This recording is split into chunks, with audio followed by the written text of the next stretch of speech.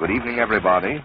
You are now listening to WLS, the voice of Prairie Farmer, America's oldest farm paper, Chicago.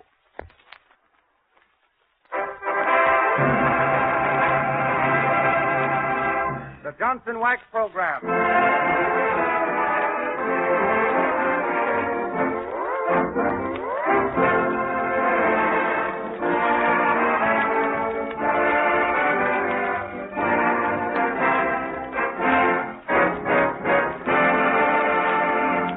Everyone. The makers of Johnson's Wax present another gay and gleeful good time gathering with Rico Marcelli's orchestra and starring Marian and Jim as those two travel-torn, truth-tripping titans, Fibber McGee and Molly.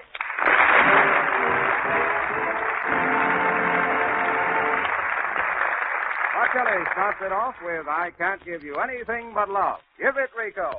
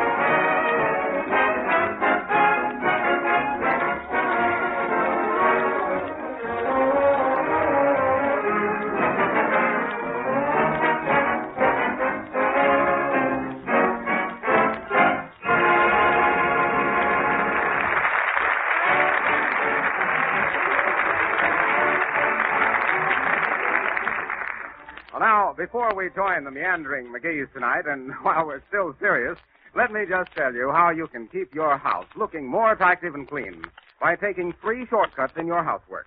Here are the 3 shortcuts. Wax your floors, wax your furniture, and wax your woodwork with genuine Johnson's Wax. Almost all persons who keep house have the continual problem of fighting dust. Dust, all the time. Now, if you protect your furniture, woodwork, and floors with a gleaming coat of Johnson's Wax, you'll cut your dusting just in half. For scientific tests prove that only 1/2 as much dust clings to a Johnson Wax surface as on an unwaxed surface. Insist on having the original and genuine Johnson's Wax in the attractive yellow cap.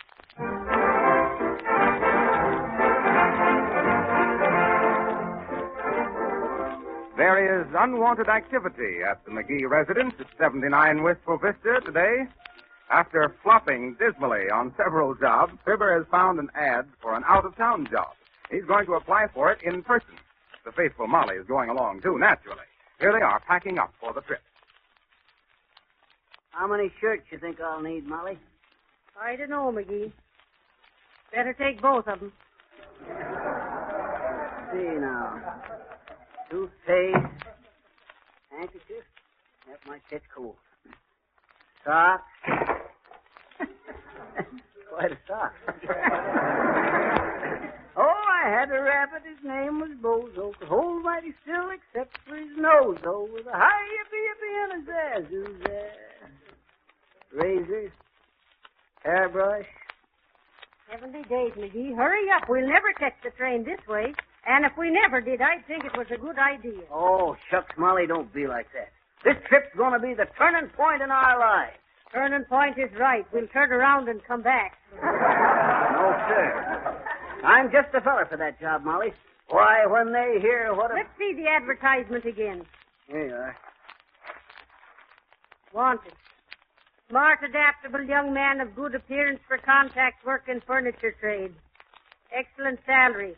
Apply in person on or before February the 10th to the Whittle and Sawdust Furniture Company, Grand Rapids, Michigan. See, Molly? That's me to a T. Smart, adoptable. Yeah, but you ain't so young, McGee. Huh? Oh, that just means young looking, Molly. Shucks, I got more get up and gallop than most of these young whippers. Oh, now I wonder who that is at the door. Hurry up with your packing, McGee, whilst I see who it is. Okay. Wonder if I put in my necktie. Necktie. I took it as my dad's red necktie. Oh. Guess I got it on. Come right in here, dear. McGee's just packing up for a little trip. Who is it, Molly? Is it? Oh, hello there, Geraldine. Oh, hello, Mr. McGee. Well, how are you? I just came over to borrow Molly's hot water bag. It's for Gerald. Oh. He isn't feeling well. Well. Seeing you climbing over those suitcases reminded me of him. He's just getting over the grip. Too ducky, Mr. McGee. I mean, isn't it really? Oh, I don't know. You know, I've often wished I could travel. So why? I often tell Gerald that travel is broadening, but he always says I better stay home and keep my girlish figure. Well, what? Oh, Gerald says the darlingest things, Mr. McGee. I mean, he really does. Yeah, I guess. I got Gerald a traveling bag for Christmas. Oh, you did? Gerald said he wanted a real pigskin because the Red Caps always played football with it anyway. Yeah, well, I suppose he knows. But don't let me interrupt your packing now, Mr. McGee. Well, no, I just... I know how it is to pack in a hurry. Yeah, I'm trying to... Case makes place. Yeah. You know, the old saw. Saw? Yeah, Gerald says those old saws are all right if you like them dull and rusty. I mean, Gerald really said that. Yeah, Well, thanks for the hot water bottle. That's Have a all. nice trip, both of you. Yeah. And when you get on the train, remember what Teddy Roosevelt said years ago. Teddy Roosevelt? The platform is all right to get aboard with, but it's a bum place to ride. Diddle, diddle, diddle.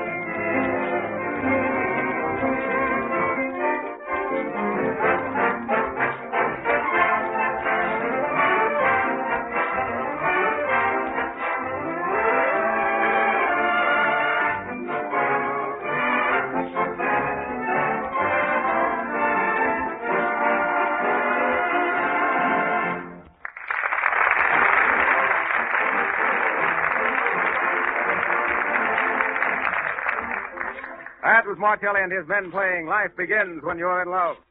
And here are Fibber and Molly at the station of the NBC Railroad buying their tickets to Grand Rapids.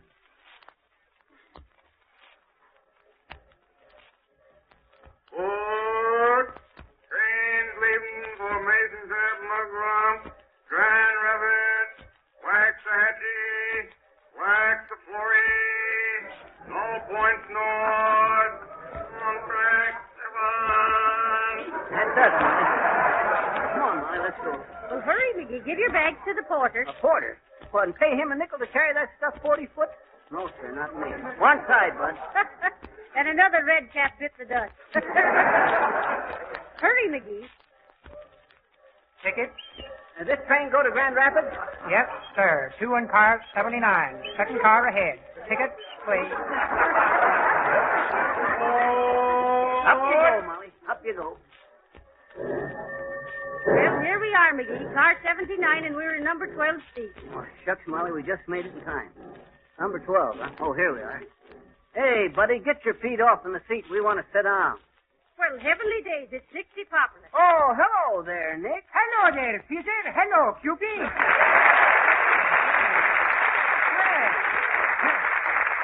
How are you coming for to be traveling on a Pullman car sleeper, eh? Well, McGee's getting himself a job in Grand Rapids, Mr. DePopular. Yep. Furniture man, Nick. Furniture man. That's a very fine business, I'm thinking. Next to restaurant business, furniture is very fine business to have something to do with, if you think I'm crazy. Yep. They want a snappy young feller like me to contact the trade, Nick. Oh, dear. What experiments are you for to having in a furniture business, Peter? Who, me? Why, shucks, Nicky, my boy. Into the whole dad-ratted furniture business. I used to be one of the outstanding figures. Standing outside, eh?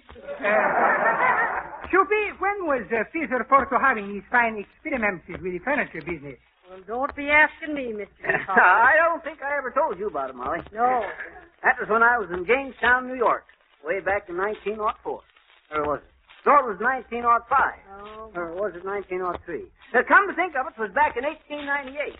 Or 99. When finally you're settling on some nice dates, it will be Happy New Year, I'm thinking. The same to me. Plain enough. Well, anyway, it was about that time. Well, it's about time you was getting to the point, McGee. Don't crowd me, Molly. As I was saying, Nick, I was well known in the furniture trade in them days. Probably as a tryer-outer of easy chairs. Overstuffed McGee, they called me in them days. I was a lot heavier then. Overstuffed McGee, the fella with the flashy finesse for family pads and fine fall fancies in the February furniture festival. That's a very fine slogan, I'm having no doubtless. But how could you for forgetting all these titles on one little business card, Squeezy? I never used that name on my card, Nick. That would have been kind of bragging. Oh, dear. Just a shrinking violet. Well, it's a very fine business to have shrimp in violets like Fizzer, Choopy. He's always for to telling he's hot stuff, but everybody should be taking it with a dose of salt, you grab me? Oh, look, McGee. There's a man walking the ties out there. Oh, yeah. He's a track walker, Molly. Did you say wax talker? Oh, hello, Mr. Wilcox. Hello there, folks. Harper. How are you? What you doing on this train, Harper? Oh, I'm a traveling man now. Take a little trip up there. See you later, Harper. Yeah. Say, Nick, Huh? I ever tell you about Carl, the clever chameleon? You mean a radio chameleon? No, chameleon. Chameleon, you know. Kind of a little lizard. Oh, sure. The uncle was caught in one. In one what? The lizard. Chuck, if you ain't going to let me tell it. Oh, why- go on, McGee. We're all ears. Sure. Well, sure, this here chameleon of mine, Carl his name was, he was one of the fastest color changers of his kind. Put him onto an oriental rug, and in 10 seconds you wouldn't be able to see him. I see he'd crawl underneath it. Yes, he'd crawl in. No! He'd change color to match the rug. For gracious sake, this gizzard with changing colors is all Greek to me. Take it easy, Nick. This is no leaping lizard. One day I was kind of experimenting around with Carl, putting him onto a newspaper to see him turn black and white, and putting him onto some fancy wallpaper, and then trying him on an old striped necktie. How'd he do, McGee? How'd he do, Molly? No. How did he do? Who do? Who do? Excuse me, please. This is where I came in. Well, sir, this was one of the finest hunting dogs I ever had. Hunting dog? Why, you was talking about Carl the chameleon. Oh, yeah. Well, sir, all of a sudden I got an idea, and I tried it out. It worked. And I've never been so sorry in my whole life. Poor old Carl. Faithful little fella, too. What's happening to Carl, Fizzer? I'll show you what happened. Come here, Carl. Come out and meet the folks. McGee, don't you tell me you're carrying a lizard around in your coat pocket. Is he reaching in pockets for to perhaps get Carl, or maybe he's wanting handkerchiefs for to wiping weeping?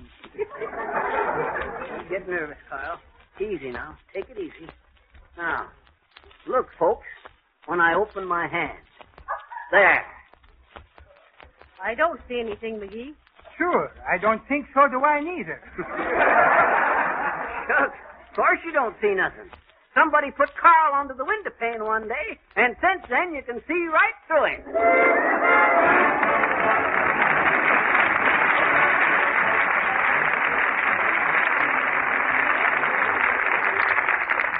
While Fibber and Molly's train speeds through the night to Grand Rapids, we're going to hear Rico Marcelli's special arrangement of the prize-winning song in our Amateur Songwriters Contest. This song, written by Charlie Reber of Pittsburgh, is called The Old Kitchen Clock.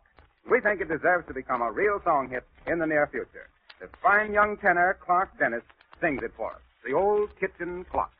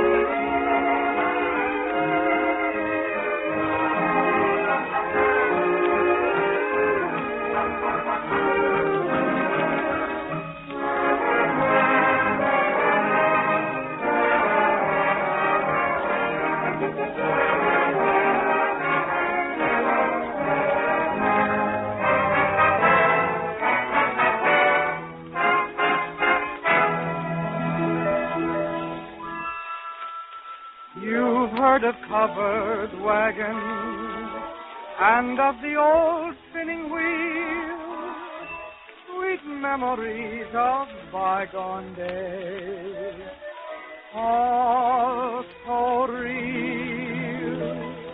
I have a keen recollection of something I hear every day, and it's tick-tock, ticking,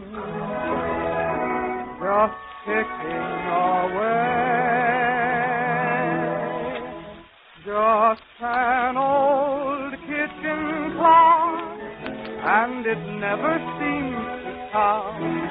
It's a ticking winter, summer, spring, and fall. And when Grandma would bake, she would prime her bed and cake, while the kitchen clocks are hanging on the wall. Though the years have rolled by and the old folks have gone, something keeps a ticking on and on. It's the old kitchen clock, and it never seems to stop. Will it keep on running after I am gone?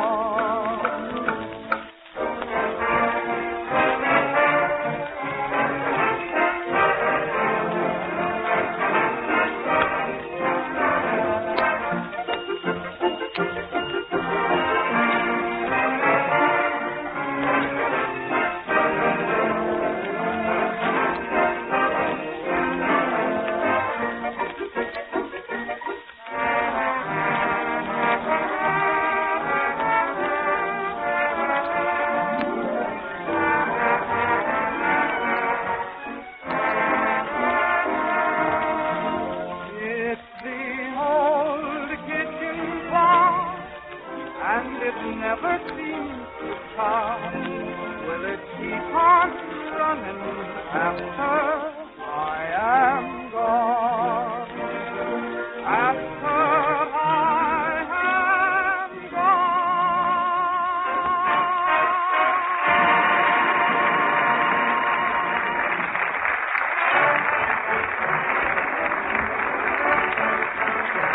Thank you, Clark Dennis.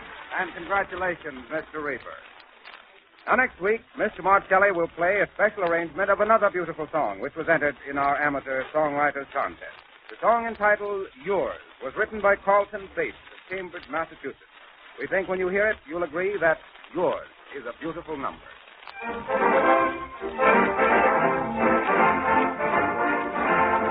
Now we turn our miracle microphone back to car 79 on the NBC Railroad, where Fibber and Molly are getting ready to retire.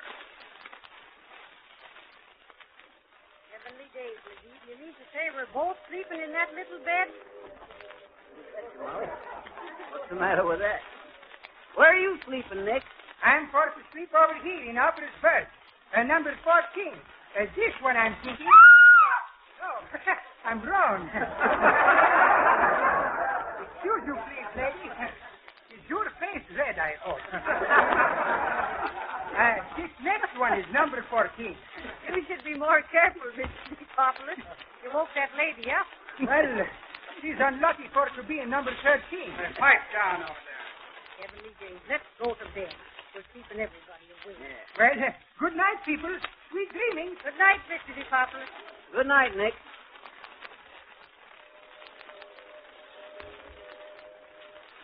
You brush your teeth, McGee?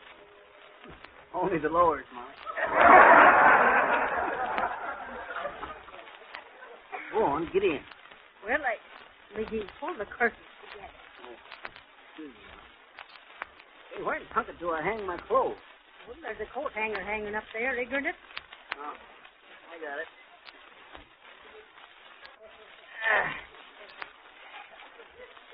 How a feller's supposed to get into this night shirt when he ain't got no more room? You tear something, McGee? That was just a rip, Molly. R.I.P. Meaning rest in peace. Okay, Molly, move over. Heavenly days, I am over. You want me to hang out the window? No, don't do that, Molly. They might hang the mailbag on you.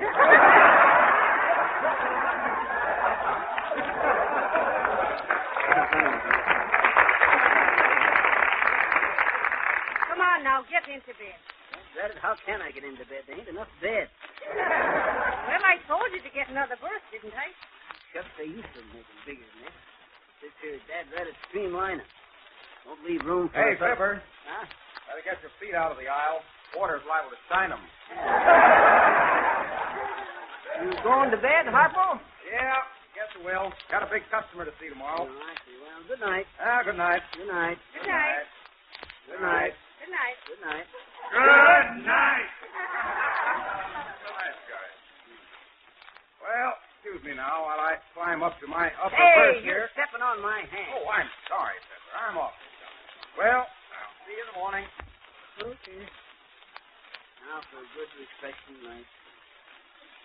Can you scrunch over a mite more, Molly? No, I can't. You're as bugged in the side of the car I am now. Good night, Molly. Good night, Miggy.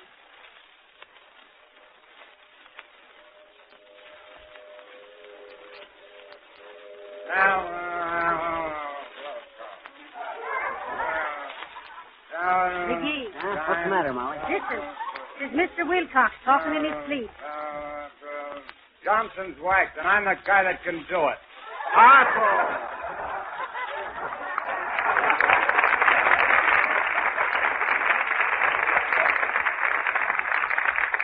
Well, that's it, McGee. Now for a good night's sleep. Funny, ain't it, Molly, how a car full of folks sleeping like this can be so Dad Reddit peaceful and quiet. Heavenly days, what's that? It's either the train going over a trestle or somebody snoring. Listen. Well, I'm glad he isn't going to keep it up. A lot of spirit into it, but not much melody. Where's it coming from, Molly? Sounds like Mr. DePopulus. Listen.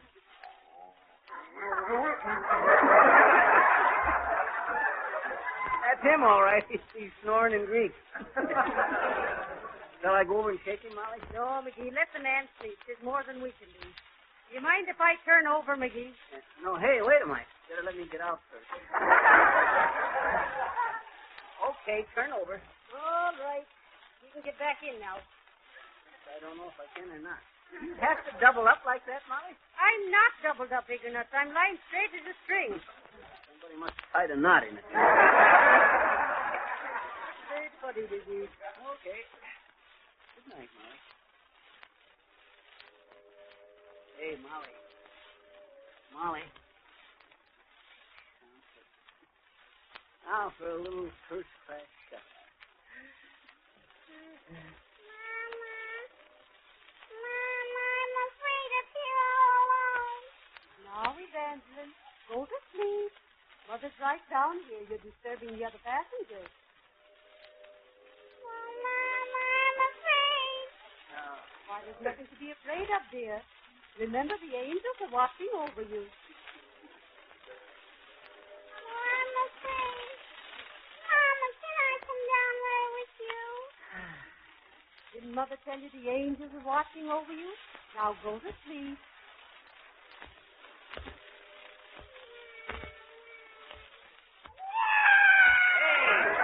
For the love of Mike, lady, will you keep that kid quiet? Mama, was that an angel?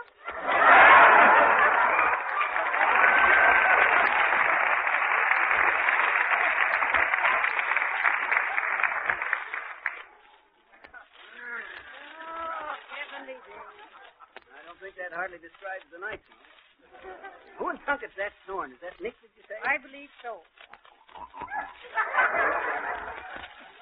Sounds like somebody's gone home and left the pipe organ turned on. Guess I better go over and stop him. He's liable to strangle himself. Well, if he don't, I will. Happy! Happy this minute. That's telling him, Mr. DePopulus. Attaboy, Nick. Who's doing the snoring? Myself, Caesar. Well, then who was you bawling out? Also, I was calling myself out, Snoopy, for waking myself up. I'm madly in hate with me.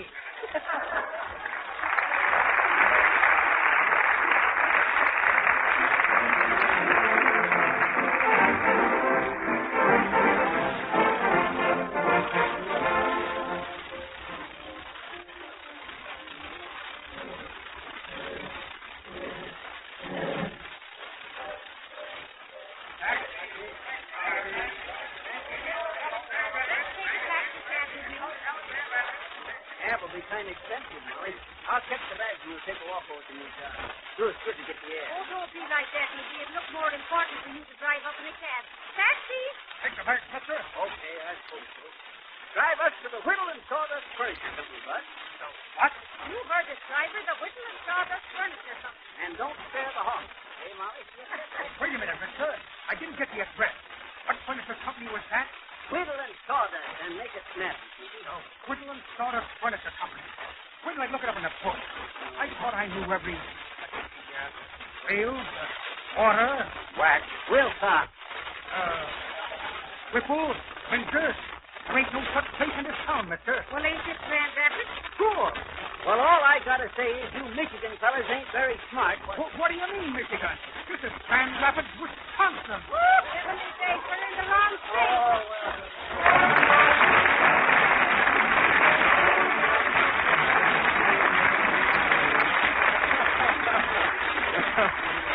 And if you'll allow a traveling wax salesman to suggest that if your furniture is in the wrong state, so, scratch, dust, it can be easily and quickly corrected with a gleaming coat of Johnson's wax.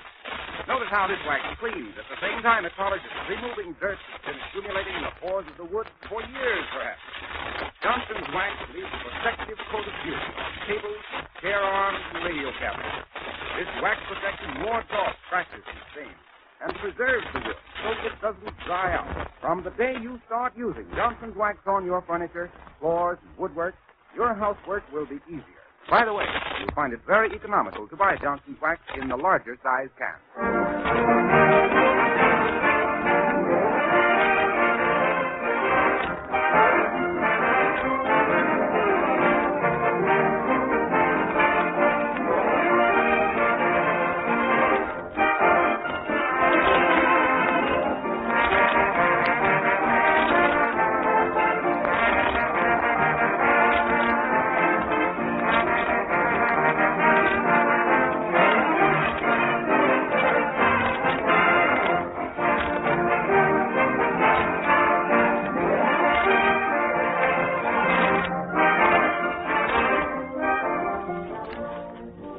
Be with us again next Monday evening at this same time for some more merry and musical McGee misadventures. And in the meantime, remember that just as the best housekeepers use Johnson's wax and Johnson's glow coat to keep their houses clean and shining, so the most particular car owners keep their cars sparkling with Johnson's auto wax and cleaner.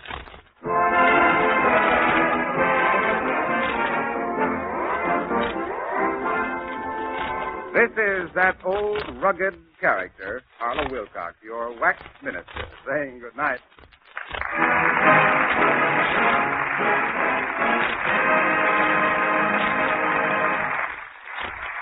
The selection I Can't Give You Anything But Love is from the Blackbirds of 1928. This is the National Broadcasting Company.